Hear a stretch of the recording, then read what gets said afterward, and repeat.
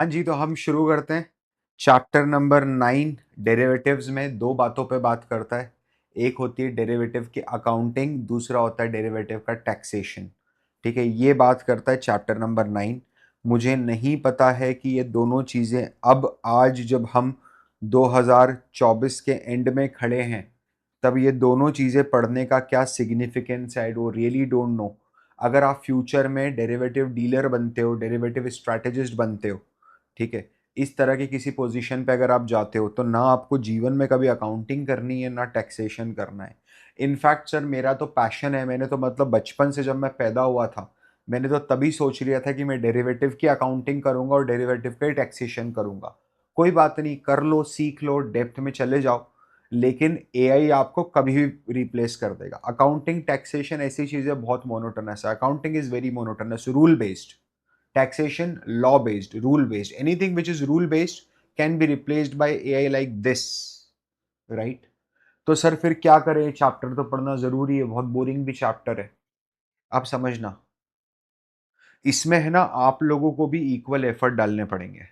ठीक है, मैंने आपको एक तरीका बताया है, वो तरीके से अगर आप करोगे तो बहुत इजी हो जाएगा आपके लिए। मैं आपको पहले अकाउंटिंग समझाऊंगा, बहुत बेसिक से समझाऊंगा अगले 2 मिनट में, और उसके बाद अपन ये चैप्टर को स्टार्ट करेंगे। ठीक है, देखो यार, आपने सुना होगा कि अकाउंटिंग के दो साइड होते हैं, एक होता है डेबिट और एक होता है क्रेडिट।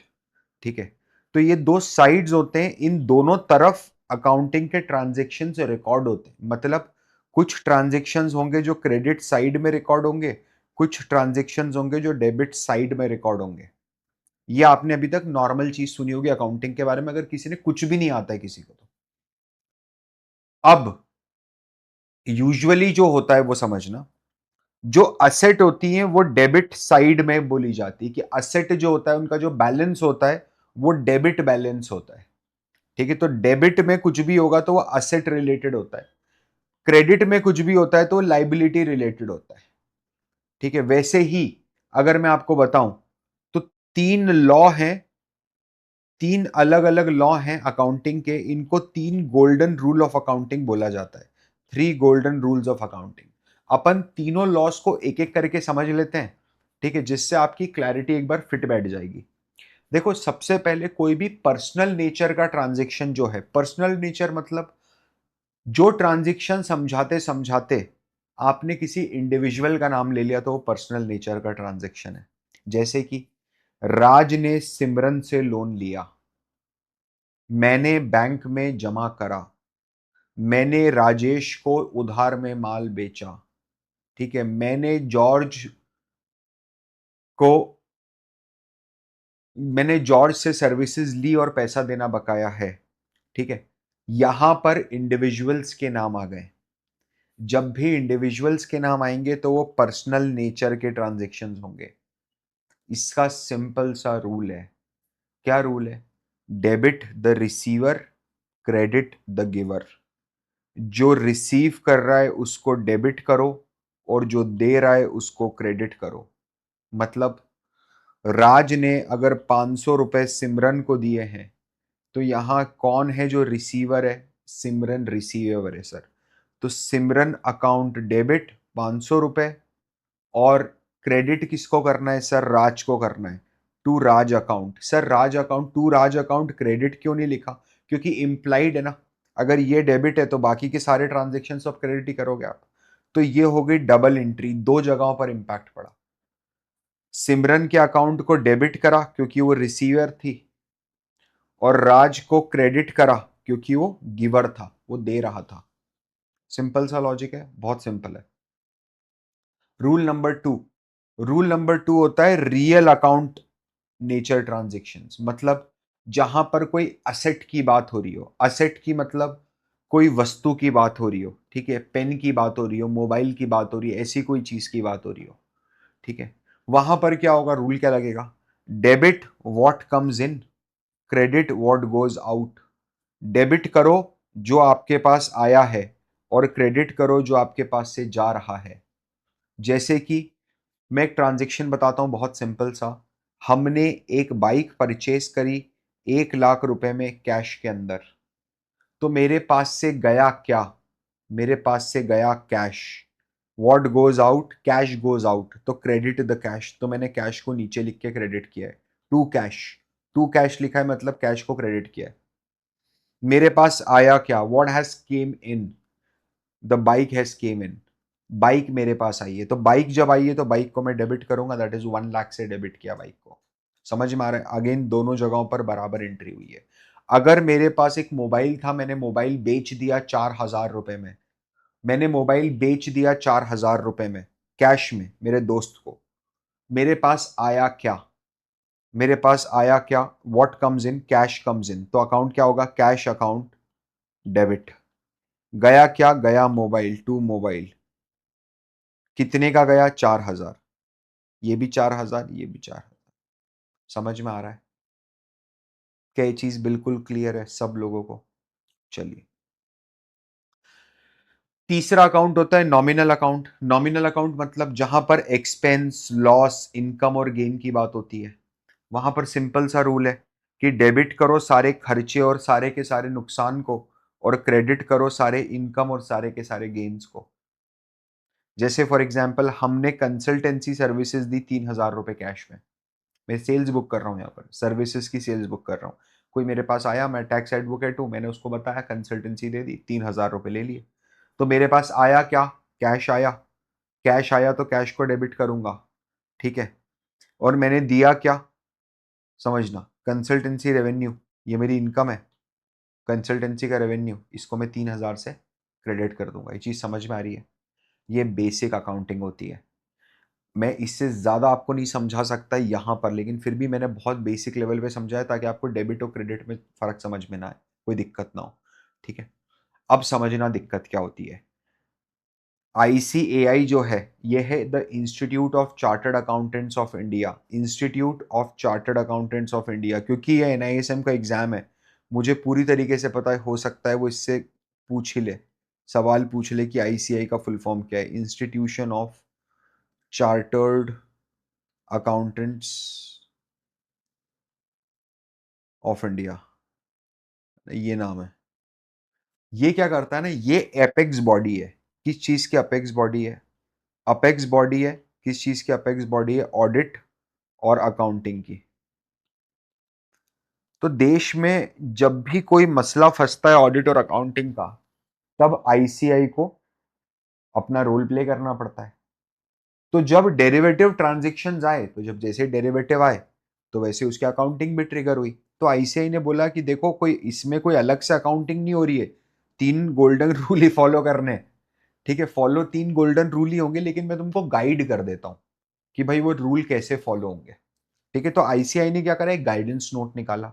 उस गाइडेंस नोट का नाम क्या है, accounting of index future contract from point of view of buyers and sellers. Sir क्या ये कॉन्ट्रैक्ट नोट मेरे को कंठस्थ याद होना चाहिए, कोई जरूरत ही नहीं है। सर क्या ये कॉन्ट्रैक्ट नोट मेरे सिलेबस में है, बिल्कुल भी नहीं है। तो सर फिर मेरे सिलेबस में क्या है, इतना ही है जितना मैंने आपकी स्लाइड पे लिखा है ना, बस इतनी इंफॉर्मेशन NISM को आपको देनी थी, ठीक है। अब समझना आप कि अब अपन समझते हैं कि एक फ्यूचर कॉन्ट्रैक्ट की अकाउंटिंग कैसे होगी किताब में, एक सामान्य व्यक्ति की किताबों में उसकी अकाउंटिंग कैसे होगी। तो सबसे पहले अपने को यह समझना पड़ेगा कि कोई भी फ्यूचर कॉन्ट्रैक्ट जो होता है उसकी लाइफ साइकिल क्या होती है, ठीक है। तो सबसे पहले तो मेरे को फ्यूचर कॉन्ट्रैक्ट में इंटर होने के लिए एक मिनिमम इनिशियल मार्जिन है जो देना पड़ता है। मेरे पास कुछ पैसा तो होना चाहिए, आप कंगले हो और आप जाके बोलते हो जीरो क्योंकि मेरे को एक शेयर दे दो, रिलायंस का, जीरो देगा थोड़ा ना, भगा देगा, चल भाग। तेरे पास मिनिमम 1.25 लाख का मार्जिन होना चाहिए, दैट इज इनिशियल मार्जिन, जो डेबिट होता है मेरे अकाउंट से। उसके बाद मुझे एक फ्यूचर कॉन्ट्रैक्ट दिखने लग जाता है ना। फिर डेली मार्क टू मार्केट होता है। डेली मार्क टू मार्केट होता है मतलब मैंने 300 पे कोई शेयर खरीदा और वो गिर के मान लो 290 हो गया, तो या तो ये 10 रुपए के लॉस के बराबर का पैसा मैं और डालू मेरे जीरो था अकाउंट में, समझना, या फिर ये शेयर बेच देगा जीरो था। फिर क्या होता है, या तो मैं उसको बेच देता हूं एक्सपायरी के पहले, अगर मैं उसको एक्सपायरी के पहले बेच देता हूं तो सेटलमेंट कैश में हो जाता है, समझना। और अगर मैं उसको एक्सपायरी तक होल्ड करके रखता हूं तो सेटलमेंट शेयर्स में होता है। Are you getting my point? समझ में आ रही है? यही 4-5 चीजें होती हैं, एक एक करके समझ लेंगे और उसके बाद अकाउंटिंग हाथों हाथ देखते जाएंगे। बहुत सिंपल चैप्टर है, टेंशन नहीं लेना है, लॉजिकली समझोगे तो समझ में आएगा। इसके बाद ये बात ध्यान रखना, मैं बार बार रिपीट करूंगा, आपको मेरे नोट्स लगाने हैं और मेरे नोट्स के अलावा आपको वर्कबुक भी पढ़ के जानी है। ठीक है, this is one such chapter जहां पर मैं एम्फेसिस कर रहा हूं कि आधी मेहनत मैंने करी है, आधी मेहनत आपको करनी है। ठीक है, हुआ क्या आप देखो, हमको है ना क्लाइंट के पॉइंट ऑफ व्यू से अकाउंटिंग करनी है। क्लाइंट मतलब आप और मैं, रिटेल। एक रिटेलर ने, राजू ने एक शेयर फ्यूचर का लॉट खरीदा, एक फ्यूचर का लॉट खरीदा रिलायंस इंडस्ट्रीज का 2700 रुपए के भाव पे। ठीक है, तो मैं यहां पर कुछ हाईलाइट कर देता हूं, वन फ्यूचर 2700 रुपए का भाव। ठीक है, इसके लिए इनिशियल मार्जिन जो राजू ने पे किया वो 1.25 लाख का पे किया। इनिशियल मार्जिन 1.25 लाख का है, एक लॉट में 500 शेयर है, ये इंफॉर्मेशन मेरे को दे दी। तो सबसे पहले जब राजू ने अपना जीरोधा का अकाउंट ओपन करा तो जीरोधा के अकाउंट में कुछ भी पैसा नहीं था, और राजू है थोड़ा अमीर आदमी, राजू के पास ज्यादा पैसा पड़ा हुआ है। तो राजू ने क्या करा, राजू ने 5 लाख रुपए जीरोधा अकाउंट में डिपॉजिट करे। ठीक है, अब आप देखो यहां पर एंट्री क्या बनती है, ये किसने रिसीव करे पैसे, जीरोधा ने रिसीव करें, तो डेबिट द रिसीवर। और अपने पास से गया क्या है, what goes out, bank goes out. Cash गया, बैंक के मार्फत से गया, बैंक का बैलेंस कम हो गया, बैंक जो मेरी असेट थी वो असेट का रिडक्शन हो गया। मैंने आपको शुरुआत में समझाया था, असेट डेबिट होती है, असेट का जो नेचर होता है वो डेबिट बैलेंस होता है। तो अगर असेट कम हो रहा है तो क्रेडिट ही होगा, डेबिट को अगर कम करना है तो क्रेडिट करना पड़ेगा, दोनों अपोजिट ट्रांजेक्शन है ना। तो अगर आपको असेट को 5 लाख से गिराना है तो आप असेट को क्रेडिट कर दोगे तो असेट की वैल्यू 5 लाख से कम हो जाएगी। तो यहां पर मेरे अकाउंट में अब क्या दिखेगा कि अच्छा जीरोधा में मेरे 5 लाख रुपए पड़े और मेरे बैंक से 5 लाख कम हो गए। सिंपल, डे -1 पे हुई एंट्री, एक दिन पहले। अब वो अगली सुबह आई जब मैं पहली बार फ्यूचर्स का ट्रांजेक्शन कर रहा हूं, मेरे को 1.25 लाख की रिक्वायरमेंट है, इनिशियल मार्जिन जीरोधा ने डिडक्ट कर दिया। तो अब जो जीरोधा मेरे यहां पर 5 लाख का खड़ा था, जो डेबिट बैलेंस में 5 लाख का खड़ा था, अब वो क्रेडिट हो गया 1.25 से। और क्या 1.25 से एक्स्ट्रा खड़ा हो गया आके, मार्जिन। क्योंकि अब मेरा जो पैसा है वो जीरोधा के पास नहीं है, वो एक्सचेंज के पास है एज अ मार्जिन। ठीक है, तो मैंने एक मार्जिन को खड़ा कर दिया और जीरोधा के अकाउंट को कम कर दिया कि अब मैं जीरोधा से सिर्फ कितना पैसा यूज कर सकता हूं, 3,75,000 रुपए यूज कर सकता हूं। 5 लाख थे, 1.25 का मार्जिन लग गया। ठीक है, अब क्या हुआ, मुझे मेरे अकाउंट में फ्यूचर दिखने लगा एक लॉट रिलायंस का। इसकी किताब के अंदर तो कोई एंट्री होगी ही नहीं, इसकी किताब के अंदर तो कोई एंट्री होनी नहीं है। अब क्या हुआ, डे वन का एंड हुआ, डे वन का एंड हुआ। डे वन के एंड आते आते रिलायंस का जो प्राइस था, मैंने सुबह जो 2700 रुपए में जो शेयर खरीदा था, वो शेयर 25 रुपए गिर के 2675 रुपए पे बंद हुआ। मतलब मैंने 2700 पे खरीदा था, 2675 पे बंद हुआ। तो मेरे को लॉस हुआ ना, कितने का लॉस हुआ, प्रति शेयर 25 रुपए का लॉस हुआ। मेरे पास एक लॉट में 500 शेयर थे, तो मेरे को टोटल लॉस हुआ 12,500 रुपए का। तो मुझे ये 12,500 रुपए एक्सचेंज को देने पड़ेंगे, और एक्स्ट्रा देने पड़ेंगे ना, लॉस हो गया है, देने पड़ेंगे। तो मैंने क्या करा, फिर से वही करा कि मार्जिन अकाउंट को डेबिट करा और जीरोधा से ये पैसा निकाल के एक्सचेंज में ट्रांसफर हो गया।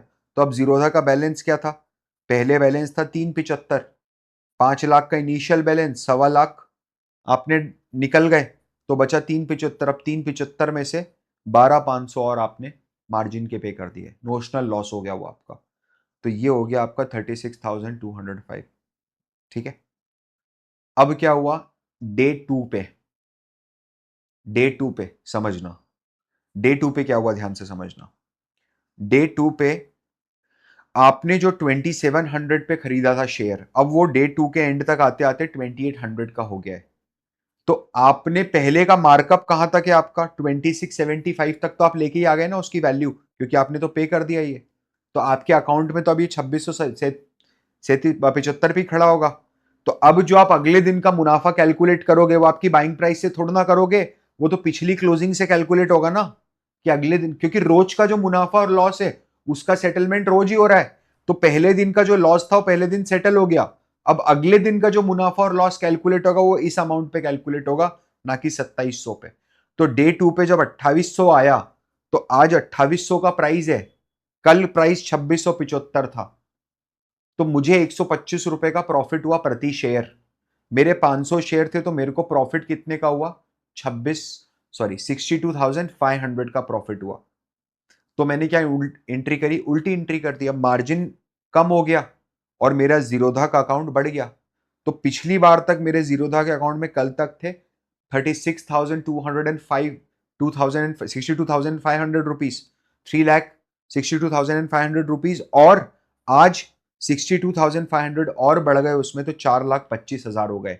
ये 4,25,000 रुपए आपको दिखेंगे आपके जीरोधा के अकाउंट में, लेकिन आप निकाल नहीं पाओगे। आप पता है कितने पैसे निकाल पाओगे? आप सिर्फ 3,75,000 रुपए निकाल पाओगे। कारण क्या है सर? 4,25,000 में मैं सिर्फ 3,75,000 रुपए क्यों निकाल पाऊंगा? क्योंकि ये जो तेरा प्रॉफिट हुआ है 62,500 का, माइनस ये जो तेरा लॉस हुआ है 12,500 का, तो इन दोनों के बीच का जो डिफरेंस है, जो तेरा नेट प्रॉफिट आ रहा है अभी तक, ठीक है, वो नेट प्रॉफिट अभी तक नोशनल है। जब तक तू इसको सेल नहीं करेगा तो इस पैसे को घर थोड़ी ना ले जा सकता। अभी तो ट्रेड ओपन है। अभी अगर मैं अभी निकालने को दे दूंगा और कल गिर गया शेयर प्राइस तो, और कल आपने डाला नहीं तो स्वाभाविक की बात है ना। अभी तो शर्त खुली हुई है बाजार में। अभी पैसा कैसे लेके जा रहे हो टेबल से? अभी तो किटी ओपन है। अभी तो नाम खुलेगा, हाथ उठेंगे, ठीक है, हैंड्स उठते हैं, किटी होता है, बीसी, ठीक है, आप लोगों ने देखा होगा। नाउ प्लीज अंडरस्टैंड क्या हुआ। डे 3 पे हम पहले सिनेरियो नंबर 1 रेप्लिकेट करते हैं। सिनेरियो नंबर 1 मतलब डे 3 पे ये शेयर प्राइस बढ़ के 2,900 रुपए का हो गया। मैंने 2,700 रुपए पे लिया था और ये अब डे 3 पे 2,900 का हो गया, और 2,900 के रेट में मैंने ये शेयर को बेच दिया। डे 3 पे ही एक्सपायरी थी, मैं एक्सपायरी के एंड तक नहीं रुका, मैंने एक्सपायरी के पहले ही बेच दिया शेयर। तो क्या हुआ? आज 2,900 है, कल का प्राइस 2,800 था, 100 रुपए का और बढ़त मिल गई तीसरे दिन में। 500 शेयर थे, 100 रुपए प्रति शेयर की बढ़त मिली, तो 50,000 की बढ़त मिल गई। अब ध्यान से समझना, अब क्या होगा पता है? अब जीरोधा में मेरा, क्योंकि अब तो बिक गया ये, तो अब मार्जिन मेरा पूरा का पूरा रिलीज हो जाएगा। तो मार्जिन कितना आएगा? मेरे को जो 1,25,000 रुपए मिले थे पहले, जो शुरुआत में मैंने डाले थे, वो वापस मिलेंगे, और आज का जो मुनाफा है 50,000 का, वो वापस मिलेगा। तो मेरे को 1,75,000 रुपए का मार्जिन मिल जाएगा, रिलीज हो जाएगा, पैसा मेरे जीरोधा अकाउंट में आ जाएगा। तो मेरा जीरोधा का बैलेंस क्या होगा? कल जीरोधा का बैलेंस था 4,25,000 रुपए, इसमें 1,75,000 और ऐड हो जाएंगे तो 6 लाख होंगे। और लॉजिकल बात है, मैंने 5 लाख रुपए से ट्रेडिंग शुरू करी, समझना इधर, मैंने 5 लाख से ट्रेडिंग शुरू करी। मैंने 2,900 रुपए के भाव में शेयर्स बेचे जो मैंने 2,700 में खरीदे थे, और मैंने 500 शेयर खरीदे, ठीक है। तो मैंने 200 रुपए प्रति शेयर कमाया 500 शेयर के हिसाब से, तो 1 लाख का मेरे को प्रॉफिट हुआ। तो मेरे 5 लाख लगाए थे, 1 लाख का मुनाफा हुआ, तो बैलेंस कितना आना चाहिए? 6 लाख रुपए। बैलेंस शीट टैलीड रहेगी आपकी, कोई दिक्कत ही नहीं है। सिंपल सा लॉजिक है, वापस समझ लेना एक बार रिपीट करके, कोई दिक्कत नहीं है। मेरे को पता ही ऐसी चीज है जो थोड़ा सा डिफिकल्टी आपको देगी अगर आप नॉन अकाउंटिंग बैकग्राउंड के। अकाउंटिंग वालों को तो क्लिक कर गया होगा एक बार में, मैंने बहुत आसानी से समझाया, ठीक है। अगर हम बेचते नहीं हैं शेयर और ये शेयर तीसरे दिन एक्सपायर हो जाता है, ये फ्यूचर कॉन्ट्रैक्ट एक्सपायर हो जाता है, तो हमें compulsorily now we have to buy 500 shares. हमें 500 शेयर अब खरीदने ही पड़ेंगे। किस भाव में खरीदने पड़ेंगे? जिस भाव में आपने फ्यूचर कॉन्ट्रैक्ट करा है 2,700 के भाव में। तो हमें कितने पैसे की जरूरत है? हमें 2,700 इंटू 500, हमें 13,50,000 रुपए की जरूरत है। हमने कितना रुपया जीरोधा में दे रखा है? हमने जीरोधा में 5 लाख रुपया डाल रखा है, समझिए। अगर 5 लाख रुपए डाल रखा है तो इनिशियल मनी मेरा 1,15,00,000 था और जीरोधा का बैलेंस 375 था, समझना, मैंने 5 लाख रुपए डाल रखा है। अब ये 5 लाख रुपए जो आपने डाल रखा है, इसके अलावा आपको कितना पैसा और देना पड़ेगा? 8.5 लाख देना पड़ेगा। अब ध्यान से समझना, आपने क्या करा? 8.5 लाख रुपए जीरोधा में डिपॉजिट करे। Zerodha account debit to bank account, Zerodha the receiver, bank जो गया आपके पास से 8.5 लाख, ठीक है। आपने रिलीज हुआ इनिशियल मार्जिन, क्योंकि अब तो कॉन्ट्रैक्ट एक्सपायर हो गया, तो 1.25 लाख रुपए और आ गए मेरे पास जीरोधा के अकाउंट में, ठीक है। और मैंने 500 रिलायंस इंडस्ट्रीज के शेयर खरीदे 13.5 लाख रुपए की जीरोधा के अकाउंट को क्रेडिट करके। और मैंने क्या करा? तुरंत ये शेयर सेल कर दिए 2900, क्योंकि मार्केट प्राइस था, तो मैंने तुरंत मार्केट प्राइस में 14.5 लाख में बेच दिए। तो मुझे क्या 1 लाख का प्रॉफिट हुआ? क्या 14.5 और 13.5, 1 लाख का प्रॉफिट हुआ ना? समझ रहे हो आप? और मैंने जो 8.5 लाख रुपए लगाए थे, इसको अगर मैं वापस निकाल दूं, वापस भेज दूं, तो मैंने इनिशियली 5 लाख लगाए थे और 1 लाख का यहां पर प्रॉफिट हुआ, तो 6 लाख, वही 6 लाख का बैलेंस बचेगा मेरे जीरोधा अकाउंट में। सिंपल सा लॉजिक था, ठीक है। अब वैसे ही ऑप्शंस आता है, तो आप ऑप्शन की चेन समझो कि ऑप्शन सेलर के पॉइंट ऑफ व्यू से क्या क्या होता है। ऑप्शन सेलर पहले अगर ट्रांजेक्शन में इंटर करेगा, ठीक है, तो सबसे पहले एक इनिशियल मार्जिन पे करेगा एक्सचेंज को, वही same Zerodha account, initial margin account debit to Zerodha account.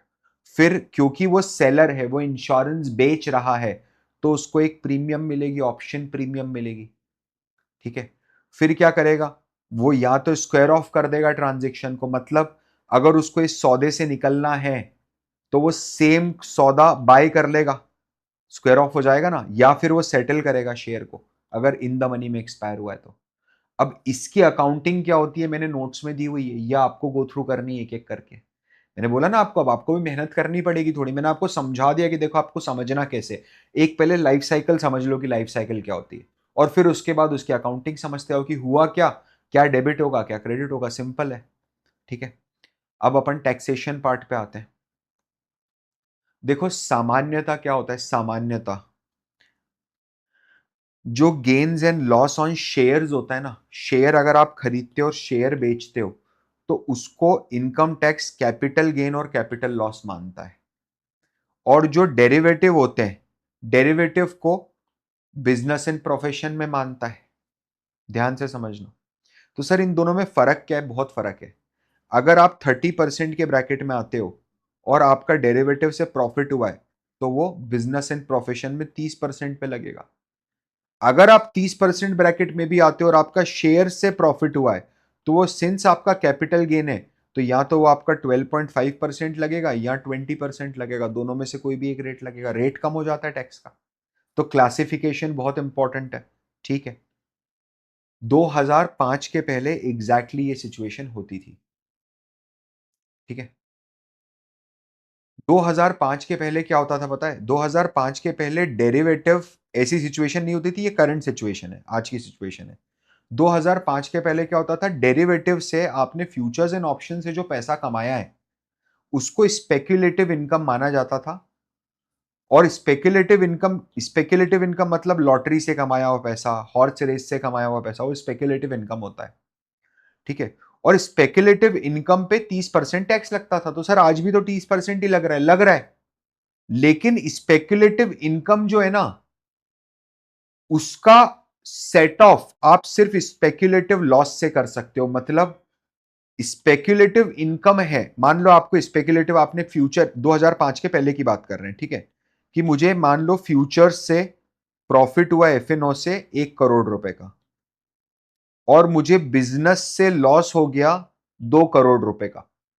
तो मैं ऐसा नहीं बोल सकता कि मेरे को नेट 1 करोड़ का लॉस हुआ है तो मैं जीरो टैक्स पे करूंगा, नहीं। आपके बिजनेस के लॉस को हम अलग से सेट ऑफ कर देंगे आगे। अभी आप ये 1 करोड़ पे 30% टैक्स पे करो। तो मरा हुआ है बेचारा, पहले उसको धंधे में पैसा नहीं है, तो बोल रहा है 1 करोड़ पे और 30% पे कर, कहां से करेगा वो?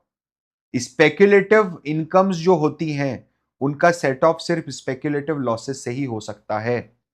अगर आपने घोड़े की रेस में पैसा जीता है, तो अगर आपने पिछले सालों में या इस साल में भी घोड़े की रेस से कोई पैसा हारा है, तो उसी से आप नेट ऑफ कर सकते हो। आप ये नहीं बोल सकते कि मैं बिजनेस के प्रॉफिट से, बिजनेस के लॉस से इस घोड़े की रेस की विनिंग को सेट ऑफ कर दूंगा और नेट लॉस बता दूंगा। That is not allowed in income tax. Sir how it is not allowed and why it is not allowed? भैया समझो मेरी बात, सिंपल सा लॉजिकल लॉ है वो। ठीक है, नॉट अलाउड मतलब नॉट अलाउड। ठीक है, 2005 के बाद क्या हुआ, डेरिवेटिव्स का जो प्रॉफिट एंड लॉस था उसको बिजनेस इनकम मानने लग गए।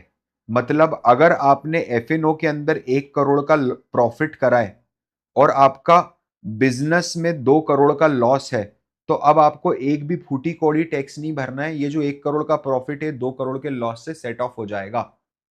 सिर्फ सैलरी के लॉस से सेट ऑफ नहीं कर सकते। मतलब एफएनओ में अगर आपका 1 CR का लॉस हो गया और सैलरी आपकी मान लो 1 CR है, तो आप ऐसा नहीं बोल सकते कि मेरी सैलरी 1 CR है और मेरा 1 करोड़ का लॉस एफएनओ में हुआ है तो इसको सेट ऑफ करके मैं जीरो बोल दूंगा। सैलरी के अलावा आपके बिजनेस की इनकम को डेरिवेटिव से सेट ऑफ करो, आपकी अदर इनकम को, रेंटल इनकम को डेरिवेटिव, किसी भी इनकम को करो, कोई प्रॉब्लम नहीं है। लॉस, अगर आपने एफएनओ का इस साल लॉस करा है मान लो 1 करोड़ का और आपकी बिजनेस की इनकम जीरो है, तो ये 1 करोड़ के लॉस को आप अगले साल के प्रॉफिट से सेट ऑफ कर सकते हो। रादर मैं बोलूं तो आप 8 साल तक कैरी फॉरवर्ड कर सकते हो लॉस को। ये लॉस का 8 साल तक कैरी फॉरवर्ड सिर्फ तब मिलता है जब आपने रिटर्न को, इनकम टैक्स के रिटर्न को ड्यू डेट के पहले टाइमली बेसिस पे फाइल करा है। अगर ड्यू डेट के पहले फाइल नहीं करा है तो लॉस नहीं मिलेगा। ठीक है, जो खर्चे हम करते हैं एसटीटी के वो हमें अलाउड होते हैं इनकम टैक्स में। मतलब आपने मान लीजिए एक फ्यूचर्स एंड ऑप्शंस का सौदा करा, उससे आपने 20,000 कमाया और उस 20,000 कमाने के लिए फ्यूचर एंड ऑप्शन में बाइंग और सेलिंग करते करते आपने जो सिक्योरिटी ट्रांजेक्शन टैक्स पे करा वो 1,000 रुपए का करा, तो आपका प्रॉफिट इनकम टैक्स 19,000 रुपए मानेगा, ना कि 20,000 रुपए। इनकम टैक्स बोलता है कि हम आपको सिक्योरिटी ट्रांजेक्शन टैक्स की छूट दे देते हैं। ठीक है, समझ में आ गया सर? लेकिन इनकम टैक्स ने यहां पर डेरिवेटिव्स में एक बहुत बढ़िया काम करा है। वो ये बोलता है कि जो फॉरेन पोर्टफोलियो इन्वेस्टर्स हैं उनकी डेरिवेटिव की इनकम को हम कैपिटल गेन और लॉस मानेंगे, उनको हम बिजनेस प्रोफेशन में नहीं मानेंगे। अगर कोई डेरिवेटिव ट्रांजेक्शन 3 महीने से लंबा है तो उसको long term capital gain capital loss मानेंगे। अगर कोई ट्रांजेक्शन 3 महीने से छोटा है तो उसको शॉर्ट टर्म कैपिटल गेन और कैपिटल लॉस मानेंगे। सिंपल सा लॉजिक है। ठीक है, बहुत सिंपल सा लॉजिक है। सर ये याद कैसे रहेगा, बार बार पढ़ना पड़ेगा। सर इसका लॉजिक क्या है, मुझे नहीं पता। लॉ है, जो लॉ है वो एज इट इज है। लॉ को साक्षर पढ़ा जाता है। Law has to be interpreted in its word and its spirit. ठीक है सर, अब सिक्योरिटी ट्रांजेक्शन टैक्स क्या होता है वो बता दो। देखो, आप अगर इंडिया के स्टॉक एक्सचेंज में किसी भी लिस्टेड सिक्योरिटीज को बाय या सेल करते हैं तो आपको गवर्नमेंट को एक टैक्स देना पड़ता है। सर क्या सिर्फ शेयर बाय या सेल करूंगा तब ये टैक्स लगेगा? नहीं, तू शेयर बाय सेल करेगा तो भी ये टैक्स लगेगा, तू फ्यूचर्स एंड ऑप्शन करेगा तो भी ये टैक्स लगेगा, और तू इक्विटी म्यूचुअल फंड करेगा तो भी ये टैक्स देना पड़ेगा। सिक्योरिटी ट्रांजेक्शन टैक्स देना ही पड़ता है। ठीक है सर, ये कौन कलेक्ट करता है? ये सेंट्रल गवर्नमेंट कलेक्ट करती है। सर ये कितना कितना कलेक्ट करती है? तो अगर आपने इक्विटी में लॉन्ग टर्म के लिए इक्विटी खरीदी है, डिलीवरी लिया आपने इक्विटी की, तो आपकी टोटल जो आपने ट्रांजेक्शन वैल्यू 1 करोड़ रुपए का माल अगर आपने उठाया है तो उस पर 0.1%, 0.1% मतलब 10,000 रुपए 1 करोड़ रुपए पे। ठीक है, अगर आपने इंट्राडे में माल उठाया है 1 करोड़ रुपए का, सेम डे खरीदा और सेम डे बेच दिया, तो वन साइड आपको लगेगा 0.025, यानी 2,500 रुपए 1 करोड़ रुपए पे। ये सिक्योरिटी ट्रांजेक्शन टैक्स होगा। अगर आपने फ्यूचर्स में सौदा लिया है, अगर आपने 1 करोड़ के फ्यूचर्स खरीदे हैं जिनकी वैल्यू 1 करोड़ बन रही, ट्रांजेक्शन वैल्यू, तो उस पर 1 करोड़ पे 2,000 रुपए लगेगा। अगर आपने ऑप्शन बाय करे हैं 1 करोड़ के तो आपको 12,500 रुपए लगेंगे। अगर आपने ऑप्शन सेल करें 1 करोड़ के तो आपको 10% के 0.10 के हिसाब से 10,000 रुपए लगेंगे। सर क्या ये रेट याद करने? ये जो रेट है ना, ये नए बजट के रेट है। 2024 में रेट रिवाइज हुए हैं, सारे के सारे रिवाइज रेट ही हैं।